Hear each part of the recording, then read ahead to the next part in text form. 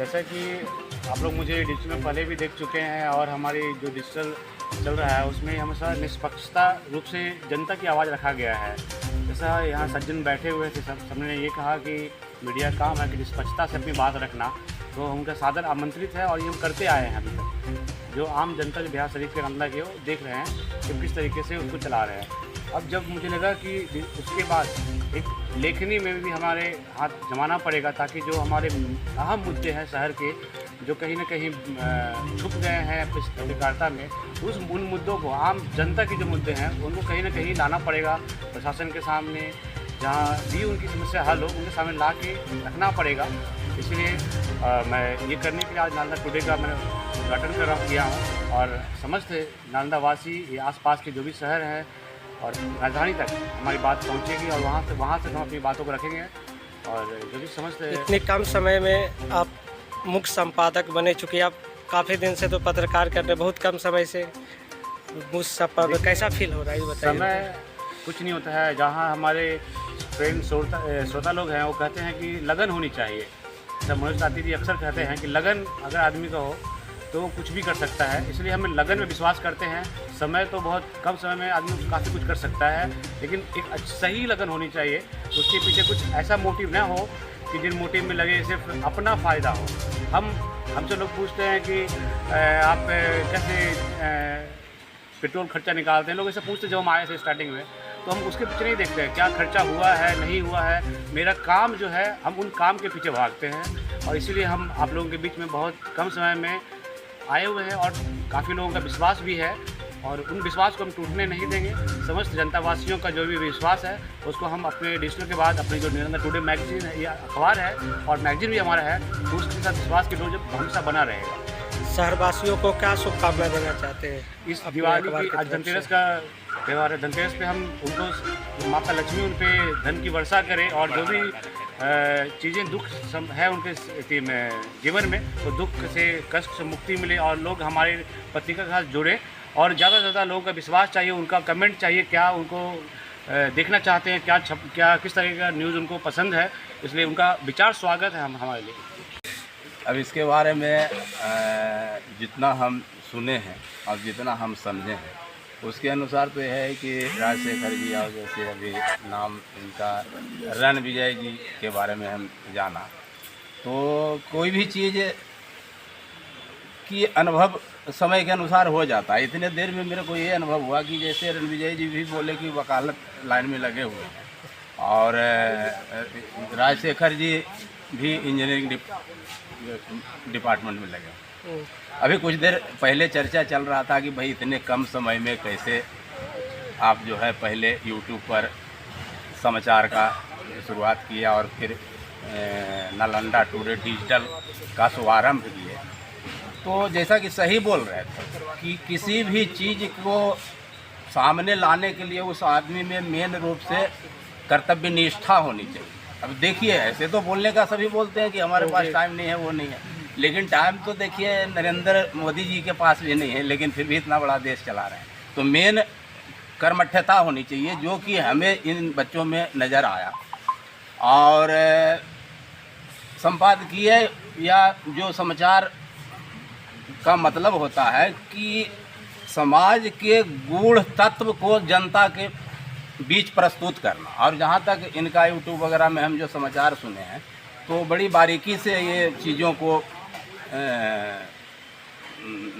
लोगों के बीच रखते हैं और हमें उम्मीद है कि इस डिजिटल के माध्यम से भी बहुत आगे विकास करेंगे, समाज की चीज़ों को जनता के सामने प्रस्तुत करेंगे और निष्पक्ष रूप से प्रस्तुत करेंगे।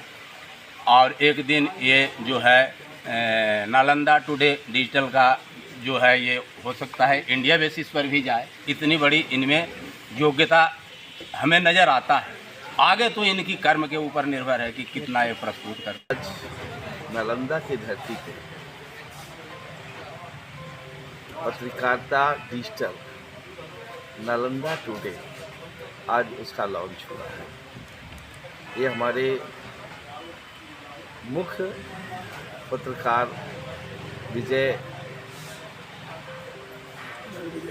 रणविजय बाबू थे और साथ में नवयुवक पत्रकार राजशेखर जी, बहुत नज़दीकी से देखे हैं। राजशेखर जी बहुत मेहनत कश और ईमानदार व्यक्ति थे और वो जितना भी काम किए हैं पत्रकारिता में बिल्कुल निष्पक्ष और सच्ची बात को लेकर के, चाहे जो भी मैटर होता है वो निष्पक्ष अपनी आवाज़ डिजिटल की दुनिया में दिए हैं, सोशल मीडिया पे दिए हैं। आज नालंदा टुडे का शुभारंभ है और आशा ही नहीं पूरी विश्वास है कि नालंदा जिला में सच्चा और विश्वसनीय बातों को रखने में अहम रोल निभाएंगे और सभी जन जन की आवाज़ बनकर एक मिसाल बनेंगे। ये मुझे पूरी उम्मीद और भरोसा है। साथ ही साथ रणविजय भैया नालंदा जिला के रहने वाले हैं और इन्होंने भी बहुत सेवा किया है। नालंदा टुडे पत्रकारिता के साथ ऑफलाइन में निकाले थे और जन जन तक अपनी आवाज़ पहुंचाए और जन जन के लोग भी इन पर विश्वास किया और उसी की प्रेरणा लेकर के रणविजय बाबू नालंदा जिला में आज डिजिटल पत्रकारिता के दुनिया में कदम रखे हैं, शेखर को साथ लेकर। इसलिए मैं दोनों दोस्तों को बधाई देता हूं और आशा और विश्वास है कि उज्जवल भविष्य के लिए ये पत्रकारिता की दुनिया में आज नालंदा जिला से नालंदा टुडे प्रकाशित करने का बस एक ही उद्देश्य मेरा है कि आम लोगों की आवाज़ है नालंदा टुडे में। विगत 10 वर्ष पूर्व नालंदा टुडे नाम से हम लोग जो सब युवा भाई यहाँ के थे, हम लोग मासिक पत्रिका निकालने का काम किया। लेकिन चूंकि मैं पत्रकारिता के साथ वकालत के क्षेत्र में भी हूँ, तो कुछ कारणवश नालंदा टुडे पत्रिका प्रकाशित होना बंद हो गया था, जिसका कसक हमारे दिल में हमेशा से रही थी। तो आज जब हमारे देश में डिजिटल रूप से काम शुरू होने लगा और बहुत सारे अखबार, आज हमारे देश में बहुत सारे अखबार डिजिटल रूप से निकल रहे हैं, तो हम लोग फिर एक कुछ युवा साथियों के साथ एक प्लानिंग की कि क्यों नहीं हम लोग फिर नालंदा से विश्व को एक संदेश दें, क्योंकि डिजिटल का कोई दायरा नहीं है। जिला, देश के बाहर भी डिजिटल के माध्यम से हम अपनी बातों को रख सकते हैं। तो इसी बीच ज़िले के ही एक छोटे भाई राजशेखर जी का हमें साथ मिला और हम लोगों ने यह प्रयास किया कि आज धनतेरस के मौके पे नालंदा की धरती से फिर नालंदा टुडे नाम से हम लोग दैनिक अखबार निकालें। उसी में हमारे पटना से चल के बिहार संजीवी पत्रकार यूनियन संघ के महासचिव प्रोफेसर प्रेम कुमार जी, बड़े भाई मनोज ताती जी एवं सभी साथी लोग आकर मनोबल निश्चित रूप से बढ़ाए हैं। और मैं समझता हूं कि आप यहाँ ज़िले के जो पत्रकार हैं वो भी नालंदा टुडे को आप लोग अपना अखबार समझें और इसमें भी आप शहर में जो हो रहे घटनाओं को आप हमें बताएं और उसे मैं प्रमुखता से प्रकाशित करने का प्रयास करूँगा। धन्यवाद।